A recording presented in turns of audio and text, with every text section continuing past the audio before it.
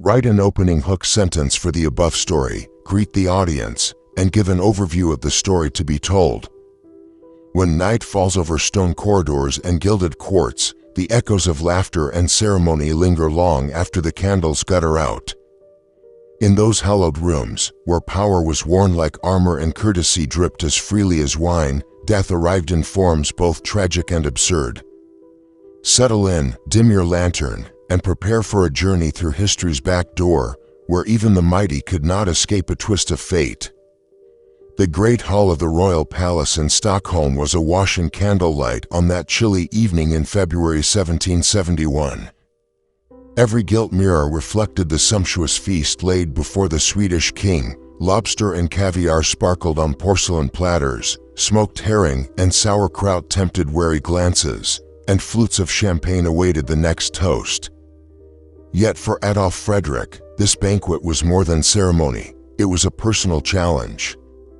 Course after course faded into memory: lobster, caviar, sauerkraut, champagne, not one glass, but several, and still his appetite roared on. At last, the piece de resistance appeared, a golden tureen holding 14 steaming semla buns, each floating like a cream-topped iceberg in warm, sweetened milk. Courtiers gasped, ministers murmured for caution, but the king, cream on his lips, waved them off and dug in. As the final bun vanished, a hush fell, shattered moments later by a strangled cry. Adolf Fredrik clutched his stomach, pain clouding his features. The court physicians arrived too late. By night's end, the monarch lay collapsed and defeated, not by dagger or plague, but by pastry. In whispered tavern tales, he became forever known as the king who ate himself to death. Not long before, another sovereign met his end in a most undignified setting. In the pale dawnlight of October 1760, King George II of Great Britain and Elector of Hanover vanished from his private chamber at Kensington Palace.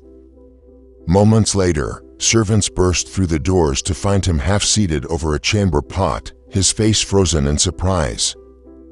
A ruptured aortic aneurysm had felled him instantly. The official report named heart failure. The court omitted the embarrassing details. Yet rumors spread like wildfire. The King of England, defender of the faith, had died on the privy, pants down, a final reminder that even emperors are mortal. Centuries earlier, on the windswept shores of Orkney, Sigurd the Mighty had carved his reputation through steel and flame. Renowned for raiding abbeys and terrorizing the northern British Isles, he seemed invincible. After defeating his rival Maelbregt, Sigurd tied the chieftain's severed head to his saddle as a trophy. As he rode triumphantly home, the skull bounced over rocky tracks until a tooth grazed his leg, leaving a minor cut. In the pre-antibiotic age, infection spread swiftly. Days later, the great Viking lay fevered and delirious, felled not by blade or battle, but by a dead man's tooth. His Salka became legend, the warrior undone by the very trophy meant to prove his dominance. Far across the globe, in the sweltering summer of 1762 in Korea's Joseon court, Crown Prince Sado's story unfolded in silent cruelty. Favored at birth but plagued by madness and violent outbursts, he terrified all who served him. His father, King Yeonjo, faced a grim dilemma. Sado's execution would scandalize the kingdom. To let him roam free was political suicide. The solution was a sealed rice chest. On a blistering July day, Sado was ordered inside, no air, no water. For 8 agonizing days, he writhed in darkness before succumbing to suffocation. Court records claimed divine justice, whispered chronicles named it royal cruelty. The prince's slow, wooden coffin became a stark symbol of dynastic preservation at any cost. In a different court centuries before, in Aragon, another monarch met an equally unexpected fate. King Martin, suffering chronic indigestion, summoned his jester for relief. A joke about a deer hung by its tail struck a delirious chord. Martin erupted into uncontrollable laughter.